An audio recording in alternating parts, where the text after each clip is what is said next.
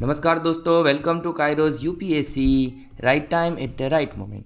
तो चलिए शुरुआत करते हैं आज के हमारे यूपीएससी के करंट अफेयर्स एमसीक्यू की। लेकिन उससे पहले फिर एक बार बता दें आपको कि जैसे ही क्वेश्चन आता है आपको वीडियो को करना है पॉज, आपको अटेंड करना है और उसके बाद आपको वीडियो को कंटिन्यू करना है। ठीक है, देखिए स्टैटिक के क्वेश्चन होंगे हमारे पीवाईक्यूज के 5 और सीए यानी कि करंट अफेयर्स के होंगे हमारे 5 एमसीक्यू। तो कुल मिला के 10 एमसीक्यू में से आपके कितने सही हुए इसको आपको कमेंट सेक्शन में बताना है। ठीक है, चलिए सबसे पहला एमसीक्यू आपके सामने है। आपको पूछ रहा है कंसीडर द फॉलोइंग स्टेटमेंट। देखिए अभी क्या हुआ है कि हमारा नाविक जो है वो काफ़ी करंट अफेयर्स में है, क्योंकि एक गाइडलाइन बाहर आई है और उसमें कहा गया है कि एक निश्चित डेट के बाद हमें कंपलसरी हमारे 5G फ़ोन जो है उसमें क्या करना है, नाविक का इस्तेमाल करेंगे। ठीक है, तो उसके रिगार्डिंग नाविक का क्वेश्चन आया है। हमें बताने हैं, यहाँ पे दिए हुए हैं 3 सेंटेंस, उनमें से कितने सेंटेंस कैसे है सही है। पहला, NavIC is an independent stand alone navigation satellite system developed by the Indian space research organisation. क्या नाविक को इसरो ने किया बनाया हुआ है? तो यह बात सही है। दूसरा, it is design with a constellation of 7 satellites with 4 satellites place in incline Jio synchronous orbit, और बाकी के जो 3 होंगे वो कहाँ पे होंगे, वो होंगे आपके जियो स्टेशनरी ऑर्बिट में। तो ये बात बिल्कुल सही है क्योंकि यहाँ पे 7 है। चलिए दूसरा सही है। तीसरा, its coverage area include India and region up to 15,000 kilometre beyond the Indian boundary.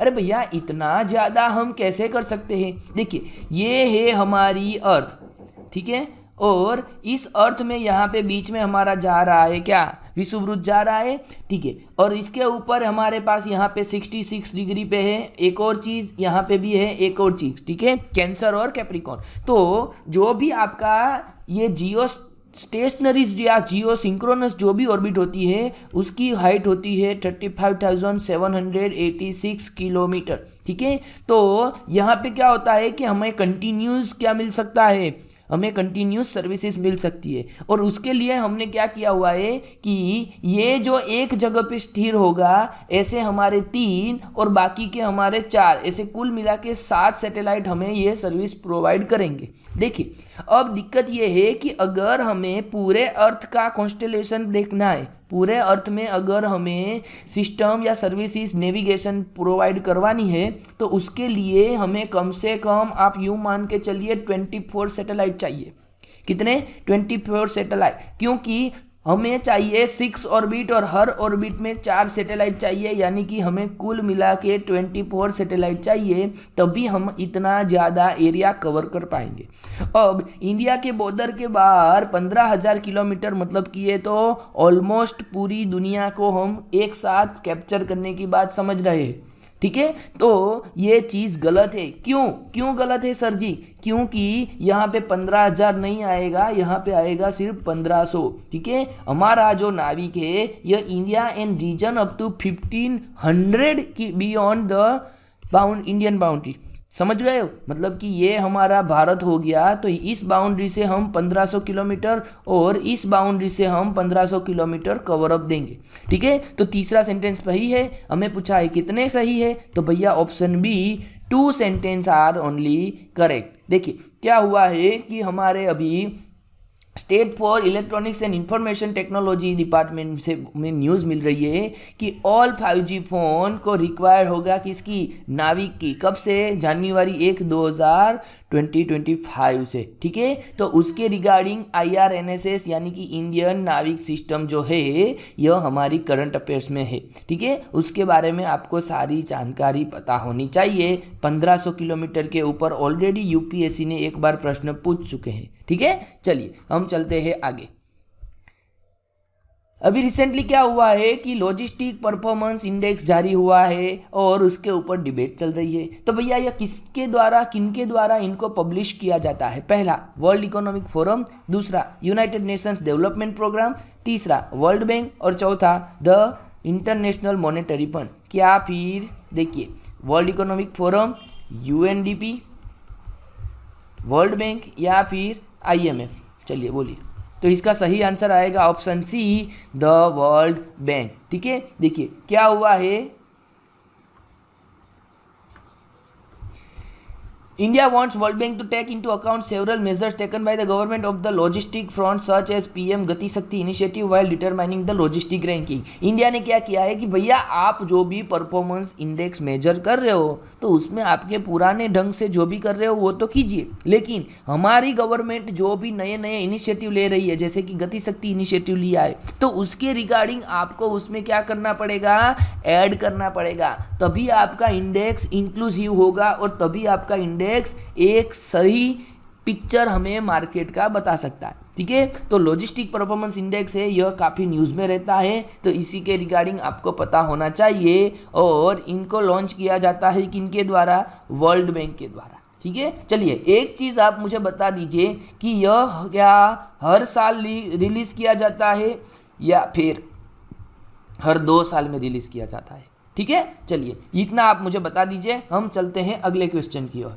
अगला question, consider the following statement, Andhra Pradesh, Telangana, Kerala, Mizoram और Gujarat. How many above is are oil palm growing state. चलिए इनमें से ऑयल पाम ग्रोइंग करने वाले state कौन से हैं, चलिए बताइए।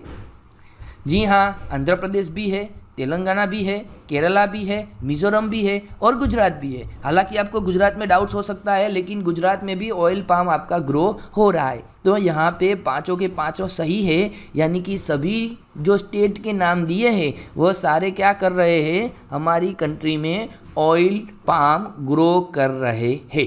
ठीक है, देखिए क्या हुआ है, तो अभी पुअर रेनफॉल की खबरें आ रही है। अब पुअर रेनफॉल होगा तो इससे क्या होगा, हमारा जो डोमेस्टिक प्रोडक्शन होगा वो कम होगा। डोमेस्टिक प्रोडक्ट हमारा, देखिए क्या हुआ, पुअर रेनफॉल हुआ तो उसकी वजह से क्या होगा, हमारा जो डोमेस्टिक प्रोडक्शन है डीपी डोमेस्टिक प्रोडक्शन हमारा कम होगा।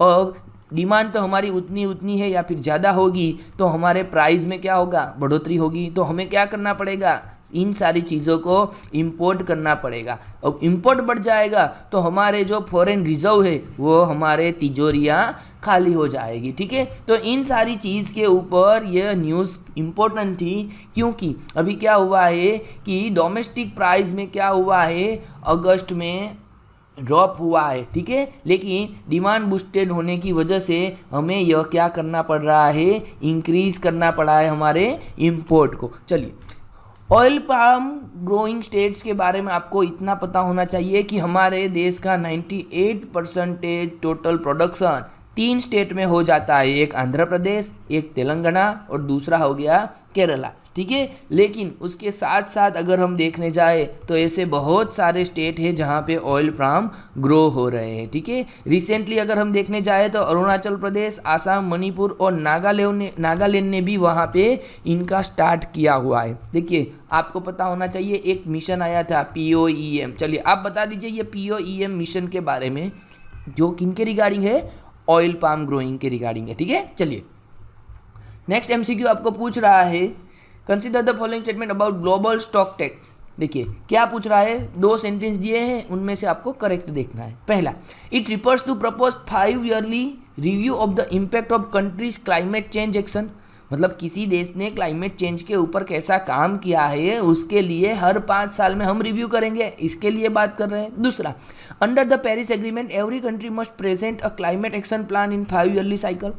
मतलब कि 5 साल में आपने क्या किया उसका एसेस करना है और हर कंट्री को आने वाले 5 साल में क्या काम करने वाले हैं ऐसा इंटेंशन आपको बताना होगा। तो हालांकि यहाँ पे दोनों सेंटेंस सही है तो हमारा आंसर हो जाएगा option C, both 1 and 2 are correct. ठीक है, तो global efforts falling short for climate goal says UN report में ऐसा बताया जा रहा है कि भैया हमें ऐसा कुछ ग्लोबल स्टॉक टेक बनाना पड़ेगा क्योंकि यह 5 ईयरली साइकिल के रिगार्डिंग है। और जो यह हमारा ग्लोबल स्टॉक टेक है वो बन रहा है 2023 में, किसके अंदर, पेरिस एग्रीमेंट के अंतर्गत। ठीक है, चलिए नेक्स्ट MCQ पूछ रहा है, consider the following statement about food price index. तो यह फूड प्राइस इंडेक्स, हमारे देश में बहुत सारे प्राइस इंडेक्स जारी किए जाते हैं, जैसे कि आपको पता होगा WPI, CPI।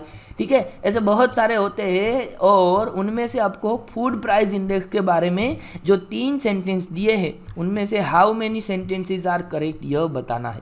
पहला, it is measure of the monthly change in international price of the basket of food commodity. ये बात बिल्कुल सही है कि मान लीजिए हमें एक बास्केट में डाल दिया कि भैया हमें इतनी चीज़ें हर महीने चाहिए ही चाहिए, तो उस बास्केट का इस महीने जो भी प्राइस होगा, मान लीजिए 100 रुपीज़ हुआ, और उस बास्केट का अगले महीने उसका प्राइस मान लीजिए 110 रुपये हो गए, तो इसका मतलब क्या हुआ कि जो भी आपका इन्फ्लेशन है यह कितना हो गया, 10% हो गया। ठीक है, चलिए, तो पहला सेंटेंस सही है। दूसरा, it is publish by food and agriculture organisation, FAO release करता है, ये बात भी सही है। तीसरा, it consist of the average of 5 commodity group price indexes weighted with the average export share, ये बात भी सही है कि इसमें कितने 5 कमोडिटी आते हैं। चलिए, आप भी अगली स्लाइड में हम पहुंचे उससे पहले बता दीजिए कि यह 5 कमोडिटी क्या है। अगर नहीं पता है तो ऐसी चीज़ें आपको रिमेंबर यानी कि याद रखनी होगी। ठीक है, यूपीएससी आजकल जिस हिसाब से डेप्थ में जाके क्वेश्चन पूछ रही है,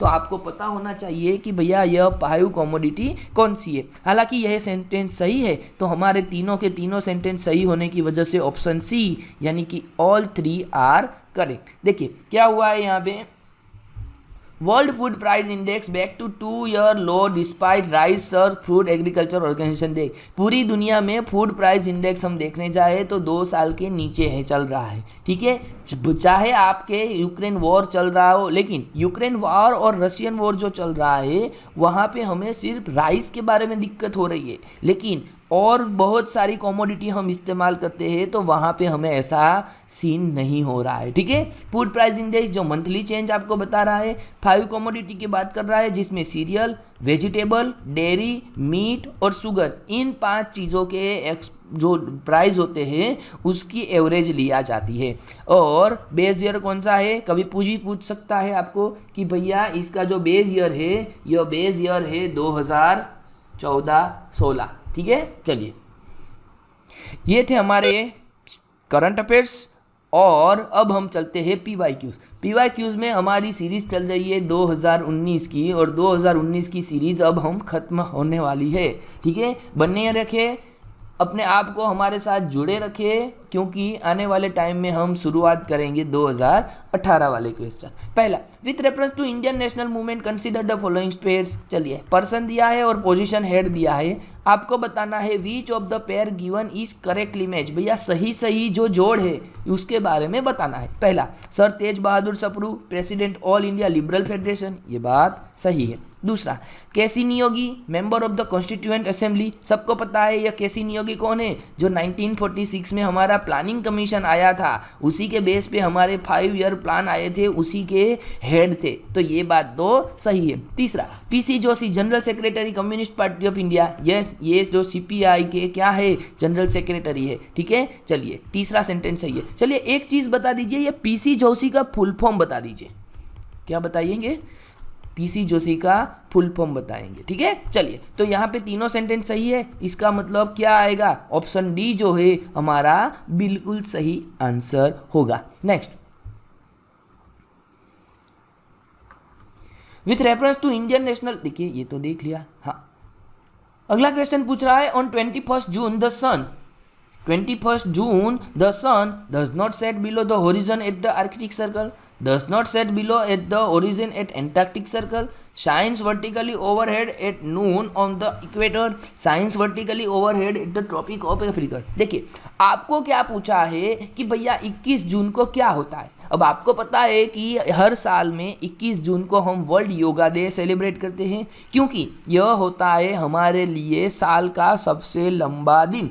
अब साल का सबसे लंबा दिन होता है, इसका मतलब क्या होता है कि जो सन होते हैं, सन है, यह सन मान लीजिए ये हमारी पृथ्वी है, और इस पृथ्वी में से हम यहाँ पे ऐसे सेंटर बना देते हैं, 4 को डिवाइड करते हैं, तो इसमें हमारी पृथ्वी जो है वो कहीं, हमारा देश जो है ये कहीं यहाँ पे आया हुआ है।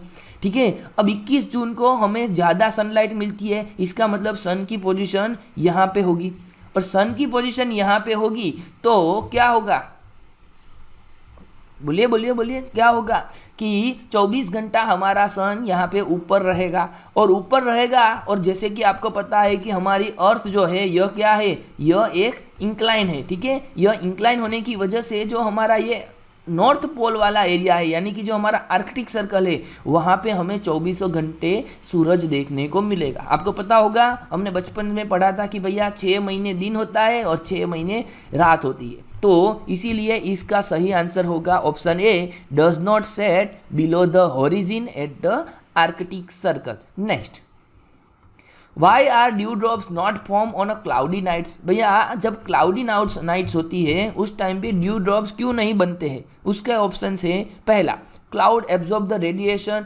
Release from the earth surface. दूसरा, cloud reflect back the earth radiation. तीसरा, the earth surface would have low temperature on cloudy nights. और D, cloud deflect the blowing wind to ground level. अब देखिए, इस क्वेश्चन का सही answer देने के लिए आपको कॉन्सेप्ट बिल्कुल पता होने चाहिए, ठीक है। अब कॉन्सेप्ट के लिए आप क्या देखते हैं कि हमारी पृथ्वी है, और जैसे ही दिन में हमारा सूरज दादा ज़्यादा हमें धूप भेजता है, तो उसमें क्या होता है, हमारी पृथ्वी पे जो भी रेज आते हैं तो यह ज़्यादा इसको क्या कर सकते हैं, हमारी पृथ्वी जो है यह इसको एब्जॉर्ब कर लेती है, ठीक है। कुछ पार्ट एब्जॉर्ब कर लेती है और कुछ क्या करती है, उसको यहाँ से रिलीज कर लेती है। अब क्या होता है, ये बहुत सारी हीट को एब्जॉर्ब कर लिया। जब नाइट का टाइम होता है तो नाइट में यह क्या करते हैं, यह इसको नाइट में रिलीज करते हैं और अपना टेम्परेचर मैनेज करते हैं। लेकिन अगर मान लीजिए यहाँ पे एक क्लाउड आ गया, तो क्लाउड आ गया तो उसकी वजह से क्या होगा कि ये जो रेडिएशन भेज रहा है ये वापस नीचे आ जाएगा। अब वापस नीचे आ जाएगा तो हमारा टेम्परेचर वहीं का वहीं रह जाएगा, ठीक है। और टेम्परेचर वहीं का वहीं रह जाएगा तो जो अभी हमारे वाटर स्ट्रीम है, जो भी हमारी वाटर स्ट्रीम है, यह वाटर स्ट्रीम में से हमारे पानी की बूंदें नहीं बन पाएंगी। और पानी की बूंदें नहीं बन पाएगी, इसका मतलब हमारा ड्यू ड्रॉप्स फॉर्म नहीं हो पाएगा, ठीक है। तो बी जो ऑप्शन है यह बिल्कुल सही वाले हैं। चलिए चलते हैं आगे। Consider the following pair. चलिए आपको पेयर बताना है, सी देखना है और उसकी बॉर्डरिंग कंट्रीज देखनी है। पहला, एड्रियाटिक सी अल्बानिया। दूसरा, ब्लैक सी क्रोएशिया। तीसरा, कास्पियन सी कजाकिस्तान। मेडिटेरियन सी मोरक्को। रेड सी सीरिया। देखिए, आपको वर्ल्ड जियोग्राफी में आईआर को रिलेटेड करके करंट अफेयर्स में से क्वेश्चन पूछने की शुरुआत किया हुआ है। तो आपको क्या देखना है कि जो भी चीज़ न्यूज़ में रहती है उसका जियोग्राफिकल लोकेशन पता होना चाहिए। अब देखिए यहाँ पे क्या हुआ है कि भैया ब्लैक सी क्रोएशिया के साथ जुड़ा है। अब आप सबको पता है कि ब्लैक सी जो है यह मेडिटेरियन सी के साथ जुड़ा है, तो दूसरा सेंटेंस हमारा गलत है। अब यहाँ पे हमें विच लिखा है, हाउ मेनी नहीं लिखा है। अगर हाउ मैनी लिखा होता तो हम यहाँ पे एलिमिनेट नहीं कर पाएंगे, लेकिन हमें पूछा है विच ऑफ द पेयर, तो इसका मतलब क्या हुआ कि भैया 2 नंबर तो गलत है, तो 2 जहाँ पे भी है वहाँ पे मैं उसको क्या करूँगा, काट दूंगा, ठीक है। तो ए गया, सी गया, डी गया, लो जी मेरा आंसर आ गया 1, 3 एंड 4। इसका मतलब क्या हुआ, पहला वाला सही है, एड्रियाटिक सी अल्बानिया के साथ जुड़ा है। तीसरा वाला कास्पियन सी, वहाँ पे भी कजाकिस्तान सही है। चौथा, मेडिटेरियन सी में मोरक्को जुड़ा है, ये बात भी सही है। और 2 नंबर और 5 नंबर हमारा गलत है। क्यों? क्योंकि जो सीरिया है यह भी कहाँ पे आएगा, मेडिटेरियन सी में आएगा, और जो क्रोएशिया है वो तो मैंने आपको बता दिया कि मेडिटेरियन सी में आएगा। देखिए एक और चीज़ हम यहाँ पे थोड़ा सा मैपिंग रिवाइज कर लेते हैं कि मेडिटेरियन सी के आसपास कौन से कंट्रीज आए हुए हैं। तो देखिए आपको नीचे में क्या याद रखना है, नीचे याद रखना है माले। क्या याद रखना है, माले, और माले के बीच में लगा देना है एक टी, यानी कि मोरक्को, अल्जीरिया, यहाँ पे आ गया ट्यूनीसिया, यहाँ पे आ गया लीबिया, और यहाँ पे आ गया इजिप्ट। उसके बाद अगर आप ऊपर देखने जाए तो आपको देखने को मिलेगा स्पेन, स्पेन के बाद France, Italy, Slovenia, Croatia, Bosnia, Montenegro, Albania, Greece, Turkey, Cyprus, Syria, Lebanon और इजराइल, ठीक है। तो इतने तकरीबन 20+ कंट्रीज के नाम आपको पूछ सकते हैं और पूछे हुए हैं, ठीक है। चलिए नेक्स्ट एमसीक्यू आपके सामने है।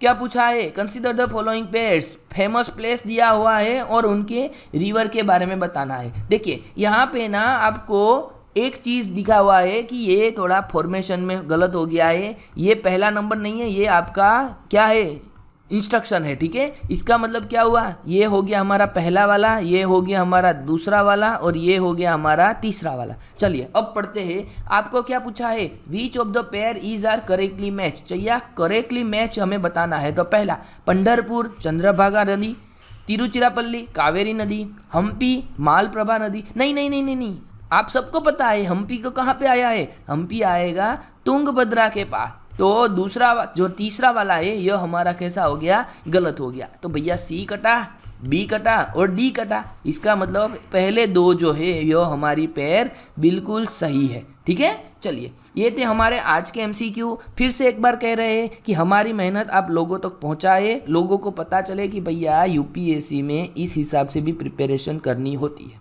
ठीक है। चलिए हम आशा रखते हैं कि आप हमारे वीडियो अपने सभी कलीग के साथ, अपने सभी ग्रुप्स के साथ शेयर करेंगे, जिससे हमें भी थोड़ा बहुत मोटिवेशन मिले। चलिए फिर मिलेंगे अगले वीडियो में, तब तक के लिए धन्यवाद। Thank you.